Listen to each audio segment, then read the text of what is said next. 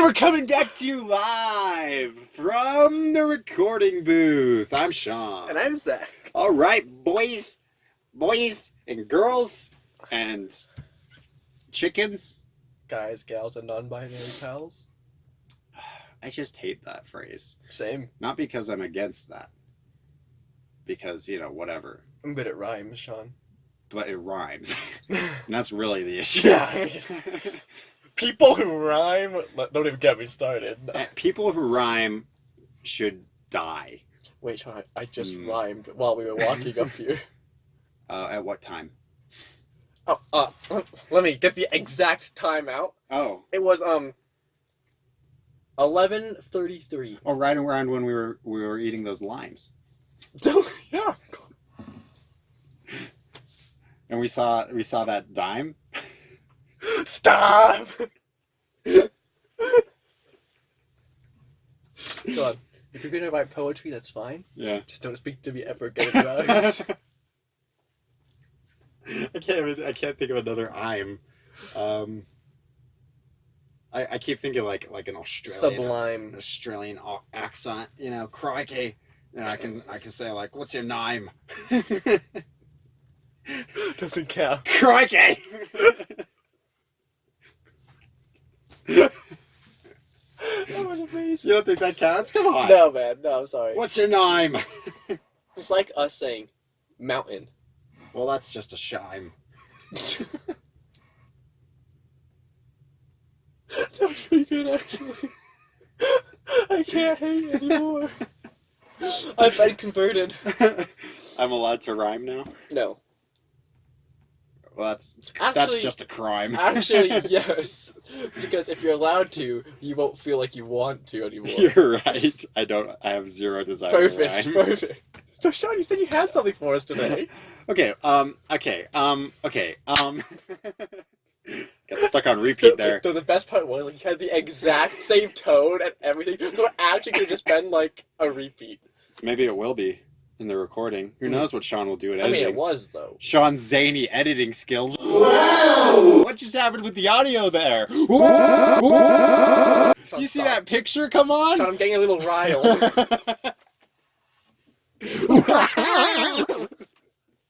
There may be a picture there now, that's all I'm saying. If I do like some 360s. And some stuff with the audio will be happening. Oh, yeah. I don't know how to make the picture move at all, though, so it's just going to go up. It's just going to No, I expect 360s. It'll be a good picture, though. And then some backflips? I have an idea. Maybe you can take that opinion and shove it up your butt! Really, what? Because you're a slut. Who told you? You and King Tut. You gotta stop. You gotta stop. Man, this conversation's nuts.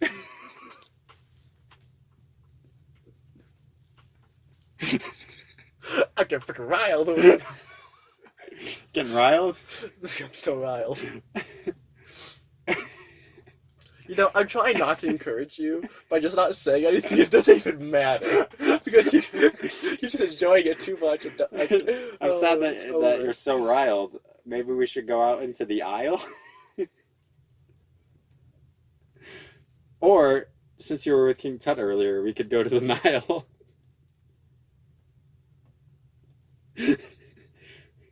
I'm sure he'd have a way to get it into the files. Do you ever get this overwhelming urge to just choke the life out of someone? Dude, No. You have no idea how often that happens.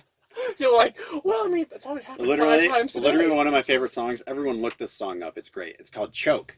It's by I Don't Know How, But They Found Me. Never heard of it. Yeah, but it's great. So, yeah, you should look it up. Does it get you pretty riled? Only when it's in the correct files. The nice thing about being down... Why are we talking about rye? The nice thing about being down at the Nile is there's so many crocodiles. I regret everything. Normally, I regret nothing, but this I regret. So, Sean, you have something to talk. Hey, everyone, don't change that dial. I'm gonna lose it. Okay, I'm done. Sorry. Watch, you're gonna rhyme This is on accident later in this episode. This is gonna start. And me, I think like, yeah. Man. This is probably the worst beginning to an episode there's been. I don't know, man. I think I mean.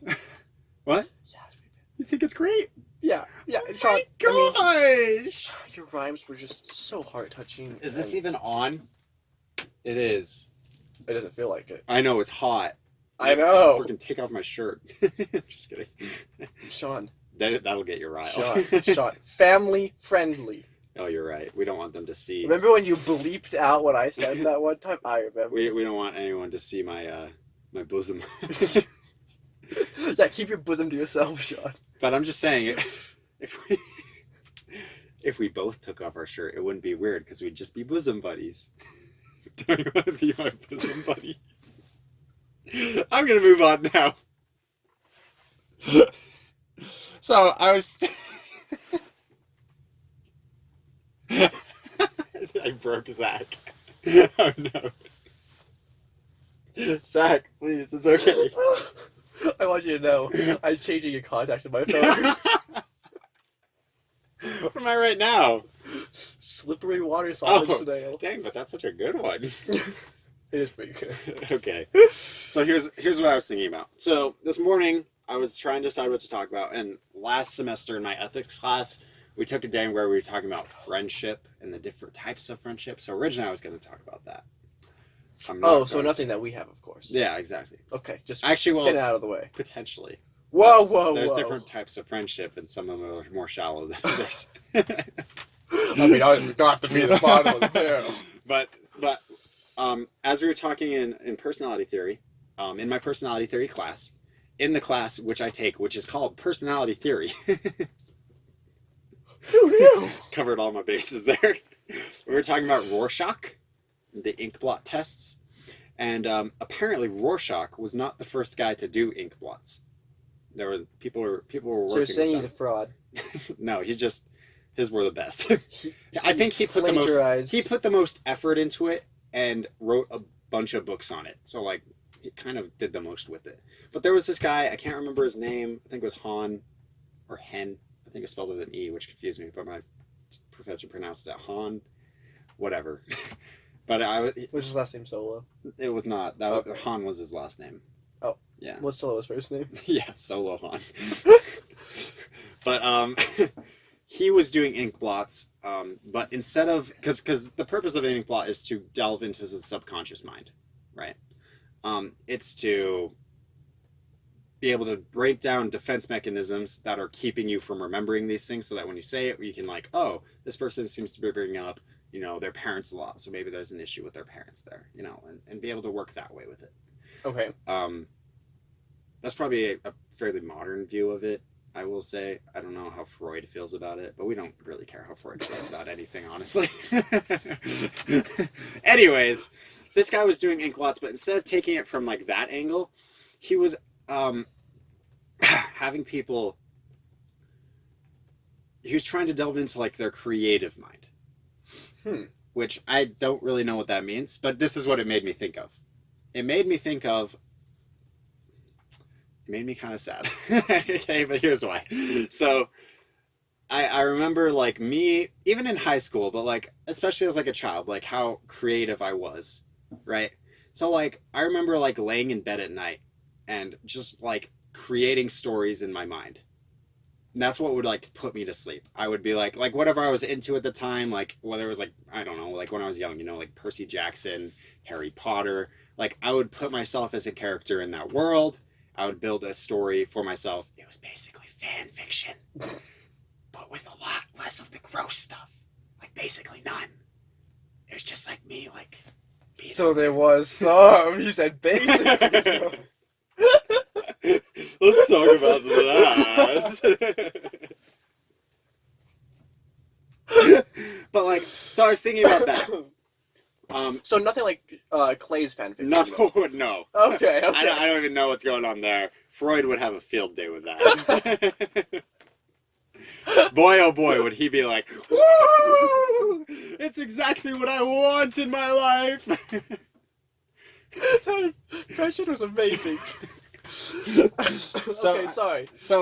But I was comparing that to me now, and this is why I got depressed. Because, like, okay, so here's the thing. Even in, like, high school, I was still able to do that. Although, by high school, I was no longer only fixated upon just, like, sticking myself in stories, but I was creating my own ideas, you know? I was writing quite a bit, like, in math class, when I didn't want to be doing math. I was gonna say, writing in math class. Yeah. I was writing stories. I was doing fairly creative things, and that translated to just like a lot of daydreaming, and also like just like sitting up at night just thinking about like, oh, what if this, what about this magic system, especially as I was discovering Brandon Sanderson's books. It was opening up my idea of how fantasy books could work in like a huge way. So I had a lot of that going on, but then I feel like through Mission and now especially, it's just kind of gone. And you're not creative anymore? I'm not creative anymore. I have a freaking podcast. Tell me about it. This is the only creativity in my life, so... Well, what I wanted to ask was did you have anything similar like that when you were a kid? Okay. Not something like the same, per se, but like, did you have anything similar like that? Yes. Okay. 100%. As you were like talking about it, I was like, I wasn't the only one. No, it's like every night, I don't know why, but for me, I found it so fun and just fascinating to put myself in the completely most outrageous situations of things that would like, what if this happened? Like, it never will happen, but if it did, what would I do and what would happen? Yeah. And I would just play those scenarios over in my mind, like, every night, and just come up, and sometimes I go back to the same scenario, but like, okay, but what about if I did this action instead? How would it change everything? So were those more of a, like, they could have been real world, but they obviously wouldn't happen? Or were those, like, completely, like, outside of the realm of reality? It depended. Sure. Sometimes it was definitely grounded in reality, and other times it was like, okay, maybe if I was in this fantasy world or something, and I had these powers, what would I do, right? And like, or just, and of course they were never very good. They were all Sure. Well, you're a kid. outrageous, but I'm like, I absolutely love that, and I've actually had the same thought because recently, or just as I've grown up, it's like. Sometimes I still do it because I remember I have such fond memories of just coming up with nonsense, right? Yeah. And I loved it. But I feel like I'm just more realistic now. And it's just like, yeah, I mean, what's the point of dreaming like thinking of stuff like that? Like it's never gonna happen. And I'm like, and it kills me at times because I'm like, but I enjoyed it so much. So it feels like almost to let yourself be creative now, you have to like set aside time and do something with it. Not just like think, but you gotta like put it on paper, you gotta make something out of it. Otherwise, like it's not enough just to think. You got nothing to show for it. Just to have ideas, right? You got nothing to show for it, and like no one else knows. Even though like even when I write it, I don't really share that with anyone, sort of. Anyways, but like I don't know. And I've also found that I think a lot with my writing and my, like, obviously you're very influenced by the type of media you partake in anyways. And so, like, obviously that's changed from, like, when I was, like, 10 and reading Harry Potter and Percy Jackson versus now when I'm watching, like, a lot of horror movies, you know, much more into, like, that kind of thing. So, like, probably the most recent thing that I wrote that I finished and was proud of was a very, like, Twilight Zone-esque kind of story, which I was pretty proud of. But, like, at the same time, a lot of it now is just, like, pretty depressing. I feel like when you're a kid, you don't have such a grasp on reality, I guess, like, because everything's still so new, right? Like, in your mind, anything can happen still. Like, who knows? Maybe this mythical creature actually exists and nobody ever no one's ever found it yet. Like as a kid, it's just like it seems believable almost. Yeah, it's not that kids are gullible, which some are. It's just that they're open to like the idea of it. I the guess. world just feels more new, I guess. And so like even like because like learning back then was even more exciting. Mm. Like you learn a fact. Wow, snakes can unhinge their jaws. That used to be the most Whoa. amazing thing for me. Now I'm just like, well, snake facts. Cool. Or like I remember watching Bill Nye in elementary school. Yeah. I was like, dude, I like this is the day. I loved watching Bill Nye because like it was interesting. Yeah. And like it was funny, and I loved it. And I always got like I'd go home and be like, and I'd know something about science I never knew before. It was awesome. Yeah. And now it's like you learn something new, and it's just like, oh yeah, okay, cool. So this correlates, and this is the other part of this that I wanted to delve into just before we end here, is the games me and my friends would play, me and Corby especially, right? And I don't know, you may have played this game with me and Corby like once or twice, but like me and Corby, we had this game and we called it the anything game. Okay? As kids, we called it the anything game, and that's because there were like no rules. So like every time it was just straight up like us inserting ourselves into create our own story. So like most of the time I was like a black mage from Final Fantasy or like Roy from Fire Emblem because I had melee, you know. And I liked fire swords. You know, Of course. I was something along those lines. Corby was a lot of different things.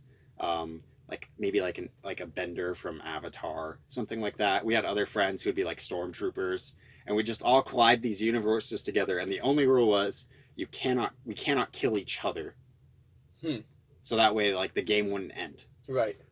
And so we would, and then eventually, like at the beginning, it was just like, you know, just us having fun. And then we made that rule because we were killing each other and people were getting mad. And then eventually we got bored with that because we just grew up a little more and like there was nothing happening in the games. Like we would just be like people and then we'd start fighting and then nothing would happen. And so we're like, okay, now we're going to refine this a little bit more and we're going to say we have to create an end goal. So we create our characters at the beginning, and there's an end goal of this. And we're working toward that goal. Or there's a bad team, there's like a team split, and they're working toward the goal against us, or something like that, you know? And that made it more interesting once again. So, like, I don't know, were there games like that for you as well? I mean, yes and no. I do... Like, as you're talking about this game, like, I feel like I have played it with you way back when. Don't remember anything about it, but it sounds a little bit familiar. I just remember me and my sister, I had this castle set I absolutely loved. Yeah. I got for Christmas one year. And my sister was big into Polly Pockets. And we would, like, just, like, collide those together and just, like, play. Nice. And, like, we come up with ridiculous stories about, like, a knight having to save the Polly Pocket from the evil knights in the castle. And just random stuff like that. Like, it was always, like, as crazy as something seemed, or universes that should never go together, it didn't matter. Yeah. And you just got to, as a kid, it's like, okay, like, these things are completely separate, but who cares, right? Like, I don't know. So I guess, like, with you were more into the toys, I guess. I did play with a lot of toys, but... I mean, so did I. But I feel like my favorite toys were, like, a sword that I can hit people with. Oh, yeah, like, I agree. Like, it's hard to say, like, I don't feel like I had one specific, like, game or anything. But, like, I would go out with my brother with, like, swords and stuff, and just, like, pretend to, like, go on a quest or something silly like that, right? Like, I would do all, like, random stuff like that all the time. But I never had, like, one specific thing, I guess. Yeah, so, I mean, I don't know. I didn't really have anywhere to go with this anyways. But, like, I don't know. I was just thinking about it. Like, it makes me sad on the one end. Because, like, I feel like I've lost that, I guess, childlike joy, which just happens. Just, like, that childlike, well, everything's cool, everything's awesome. Like, whoa, this, like, we live in a world, and it's just so big, and, like, everything's so cool. And then you kind of grow up and you learn, like, well, there's things called taxes and, like, you know, like, school, like, while learning is great, like, it's a flawed system and, like, you gotta still, like, work really hard for, like, all this stuff and, like... I guess my question is, why do you think, as we grow up, we lose that. For me, I feel like the only answer I could come up with is that we're just so busy. Like, it's not a priority. As a kid, like, it does, like, you just have time. Yeah, as a kid, like, you go to school, you come home, you play, you hang out with your friends. Like, that's what you do. But I also would think, because, like, even when I have time, like, It's not the same, right? It's I'm just on YouTube. Yeah. You I know? I feel that. Right? I feel that. Like, I don't, like, I could totally spend some more time writing. If, with what time I have. Like, I totally could. But, like, instead I just, like, listen to music, or, like, watch YouTube, but I don't, like, let myself think of, like, these grand scenarios anymore, because I'm thinking of, well, I got work coming up, I've got this assignment due, and so I don't want to think that hard about anything. I just want to, like, turn my brain off, I guess. Right. For me, like, I totally agree, because as weird as it sounds, I love doing nothing. Like, I totally understand you, man. I will just sit in my computer chair and watch YouTube just because I don't want to do anything. I just, like, I could play a game. I have tons of games on my computer. I could call up Clay or something, be like, hey, you want to hang out? Like, I totally could. But I just want to do nothing, because I feel like the rest of the day is always something I need to be doing. It's like, get up, get ready for school, go to all my classes, do my homework. You just want, like, get this presentation, some like, time to just stop. Yeah, and I feel like every day I just do nothing for X amount of time, right? It's Yeah. like I normally, it's normally right after school. I get home, I guess I'm just like, I just need a break. But the problem is with that is, usually for me, is it's just taken too far. Oh, absolutely. Like, man, I don't know. It seems so easy to just say, well, you can take like 15 to 30 minutes to watch YouTube, but then you should do your assignment, and you should do something creative. You should edit that video. You should film that video, Sean. You should write that story, Sean. And then, like, 3 hours of YouTube later, I'm suddenly like, oh, and I just feel bad. I feel like it's just so easy to do nothing. And once you start doing nothing, it's a whole lot harder to even do, like, a simpler task, just right? That inertia. Like, it's like, because you're doing nothing, and you're like, this is so easy. All of a sudden, just standing up and going getting water or something, it's like, oh man, like, I actually have to get up. That's so true. Even just like, man, I should have peed an hour ago. But... yeah. It's like, so like, if I really have to get something done, I will just go home and go straight into it, because I know if I stop, then starting back up is going to be a whole lot harder. I feel like, I guess where we're at least, a lot of it just comes down to, like, where your momentum is. And if you have that momentum, you just have to, like, it's your choice just stay immediately. If you want to keep going, you need to stay with that momentum. Otherwise, if you sit down, like, you're done. It's over. There's nothing. You cannot get back. Like, for me, I have to record a speech for public speaking. Yeah. And I planned on doing it, yesterday. Sure. It's due tonight. Yeah. Didn't do it yesterday because I was like, I woke up at like 9:30, 10. I'm like, I still have so much of the day, right? I'm like, I'll just go have some fun first, and then I'll get into my assignments. And so I went and had fun, and then I decided I wanted to work on my English paper first. So I finished my draft of my English paper, and then I was just so done. And I wanted to go back to doing nothing, because I was like, man, this sucked. Yeah. And then I went back to doing nothing, because it was easier than preparing my speech. Well, I guess we're out of time, like hardcore, but let us know what your thoughts are about momentum, about your creativity as a child versus how you are now, and your work ethic as well, I guess, because, like, I feel like a lot of people are like, oh, I do a little bit, and then I take a break, then I do a little bit, but that just doesn't work for me. But then also I get burnt out, whether I do it all in one go or whether I don't. Right. So, like, I don't know. Thoughts, feelings, impressions. If you want to give Zach a kiss, you can do that. What? You can do that. What? Zach is inviting them. I am? Right on the lips. I mean, Sean is the one who controls every aspect of my life, so whatever he says. You've heard it here first. Everyone, that is legally binding, so thank you. Thank you, everybody, so much for watching. I'm still Sean. And I'm still Zach. Bye-bye.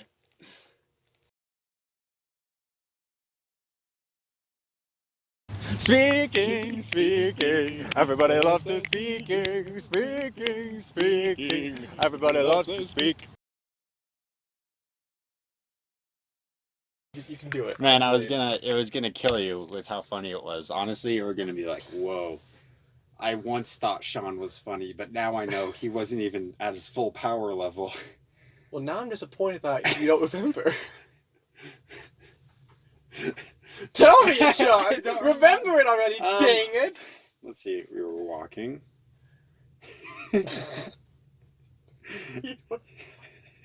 The best part is, I do the same thing when I try to remember something. I'm like, I remember thinking of it while I was doing this. So if I go back to that spot in my mind, clearly the thought will come back. Here, maybe we both need to be there. So Okay, it's when okay. we were just outside, like by the, like on the up top part thing.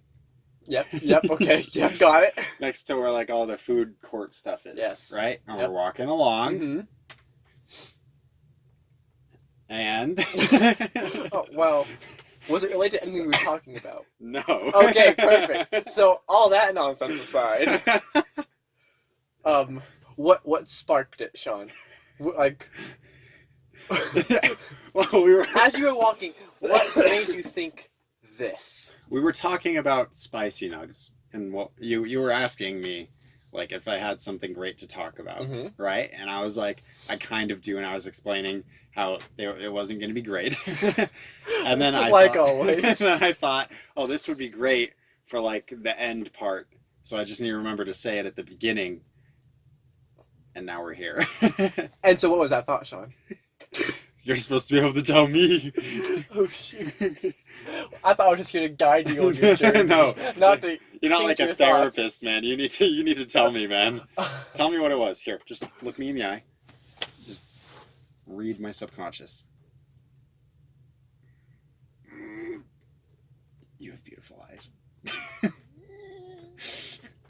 Sean, it's really dark down there. Okay. You need a flashlight? I couldn't see a thing, man. I just stared into the abyss, the void. He walked through the valley of the shadow of death. Next time, give me a flashlight, and we can try again. Sorry, man. Sorry. I think I'm so glad you forgot now, because that was amazing.